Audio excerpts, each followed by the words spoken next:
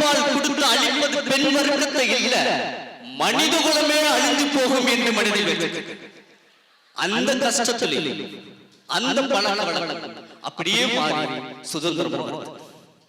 இப்போது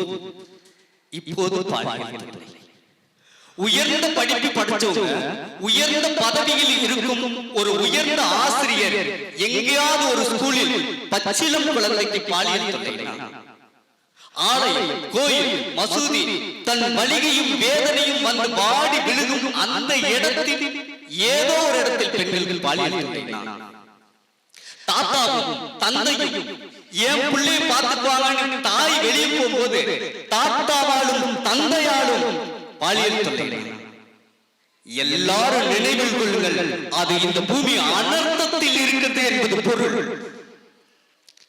அதே அந்த வேலையிலையும் ஜெயிச்சு விருதுகள் வாங்கிட்டு அது எப்படி இருக்கு தெரியுமா? அங்கிருந்து பார்த்து ஆண் அடக்கணும் பெண் அடங்கணும் எழுதி வச்சது எவன்டா நான் வரவேண்டாங்கிற மாதிரி அந்த கோபம், துர்க்கையின் கோபம் எதிரியை அழித்தது, காளியின் கோபம் காட்டு மிராண்டித்தனத்தை அழித்தது, கண்ணகியின் கோபம் மதுரையை எரித்தது, காந்தாரியின் கோபம் கடவுளையே அழித்தது.